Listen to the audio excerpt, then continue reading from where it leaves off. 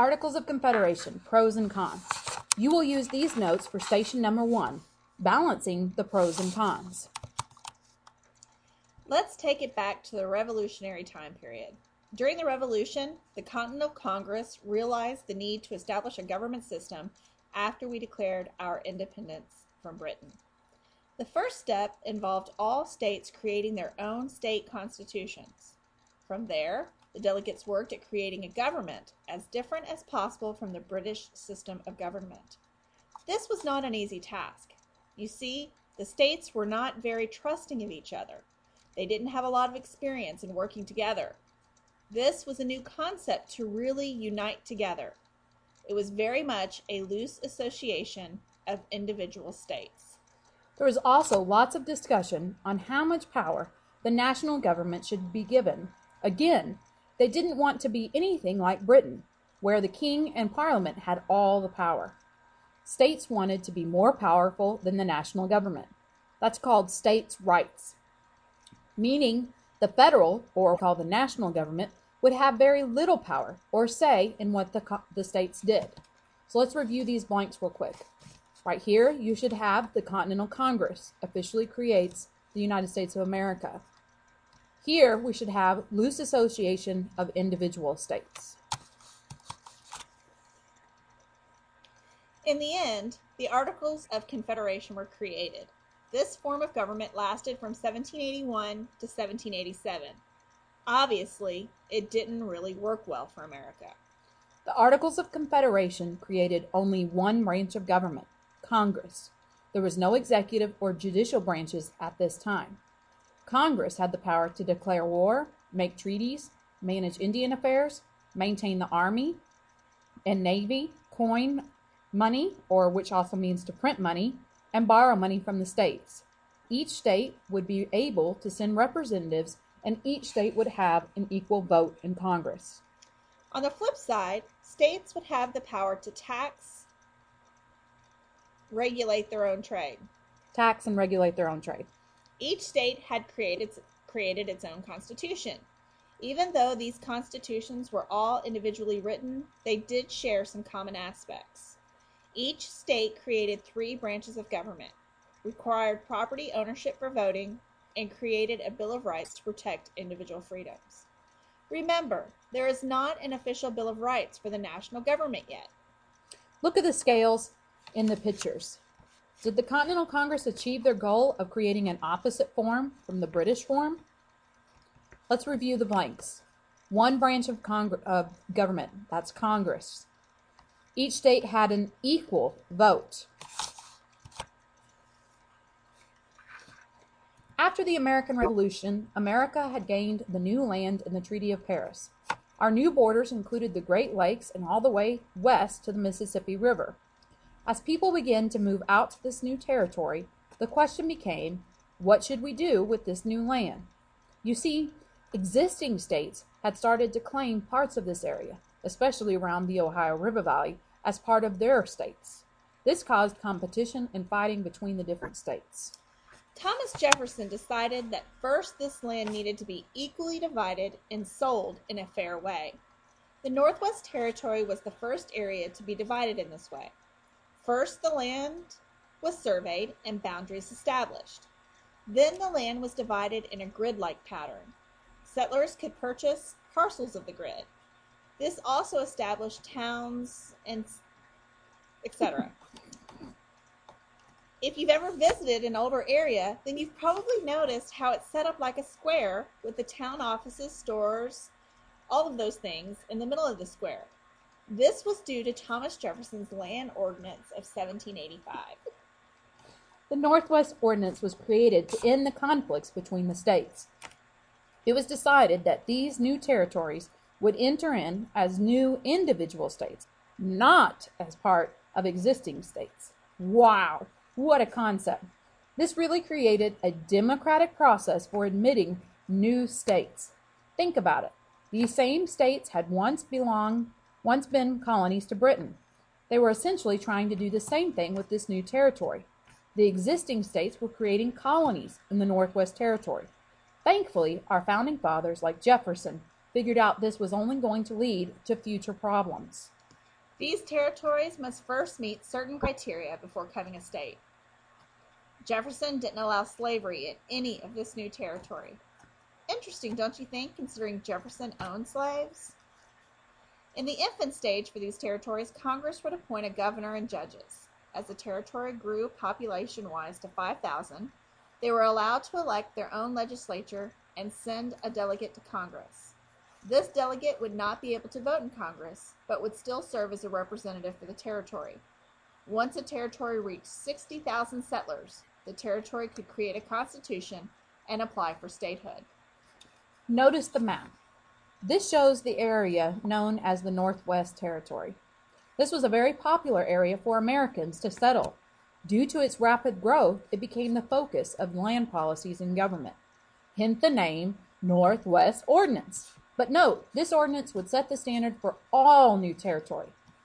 So let's review over the blanks. Thomas Jefferson creates the land ordinance. Jefferson creates the Northwest Ordinance. Created a democratic process. Remember, the Articles of Confederation didn't last long. That's because there were many problems with this form of government.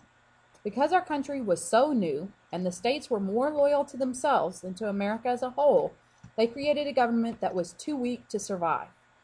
The Articles of Confederation didn't allow Congress to have any taxing power. States were allowed to tax its citizens, and Congress was allowed to borrow money from the states. However, most states didn't give any money to Congress. A government survives on tax money. Otherwise, they don't have any way to provide any programs, even things like the Army and Navy. In fact, Congress had to ask the states to send people and money to create the Army and the Navy. Congress did have the power to coin money, which means they had the power to print the actual money. This sounds pretty easy, right?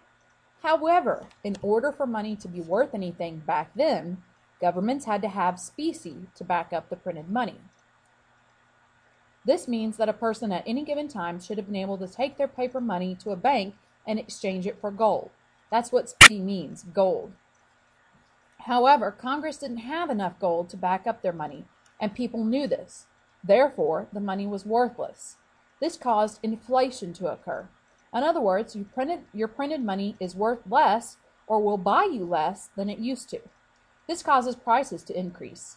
I'm sure that you've heard your parents complain about how much things cost nowadays, like a movie ticket. They probably have told you how cheap it used to be when they were your age. This is inflation. Inflation has caused the cost of movie tickets to increase. To add to this problem, each state also had the power to coin their own money. Can you imagine having Virginian money and then traveling to Pennsylvania only to find out that they won't take your Virginian money? So now you have to exchange your money? Can you imagine the problems? Since each state regulated their own trade, they decided how much tariffs should be on interstate trade, trade between states, and international trade. Look at the cartoon on the bottom left. This is a perfect depiction of tariffs on interstate trade. Internationally, foreign countries were tired of negotiating with each individual state for trade terms. By the way, in case you've forgotten, tariffs are taxes on imports and exports. Let's review the blanks. Could ask states for money, but most states did not give out the money, but few states gave money. No gold or silver to back up the dollar. This is called specie.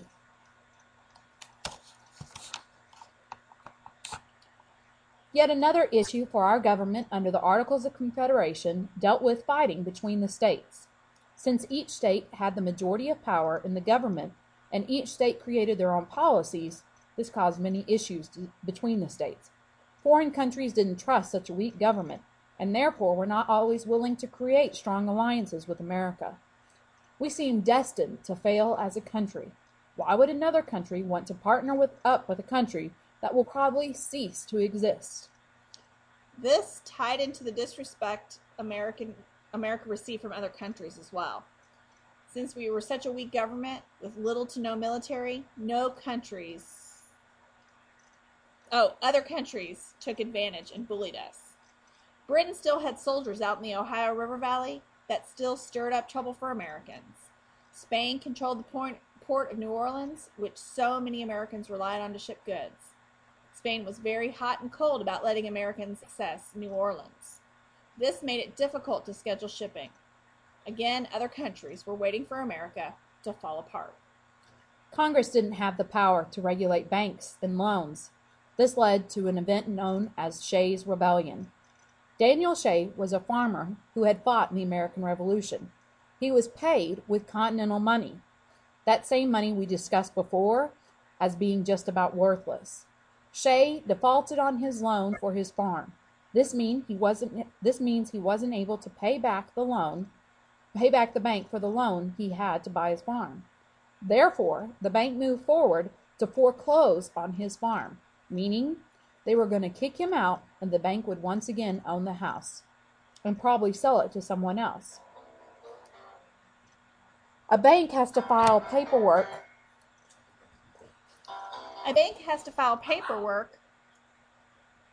with the courts in order to process this foreclosure. Daniel Shay wasn't the only farmer facing foreclosure. He gathered with other angry farmers who felt it was time to stand up and fight for what they saw as their right. After that, they had fought in the American Revolution. After all, they had fought in the American Revolution. They felt this was an injustice being done to them after what they had done for our country. Shay led his rebel band of farmers down to the local court and shut it down with threats to the judges. Their goal was to keep the court from processing their foreclosure papers. Eventually, the military was sent in to put down the revolt. Our founding fathers, like George Washington, saw Shays Rebellion as the final straw. Something needed to be done to save our country. Washington gathered with other founding fathers to decide what to do about the growing problem with the Articles of Confederation. Let's review the blanks. Spain controlled New Orleans. Credit conflicts led to Shays Rebellion. And this ends your notes.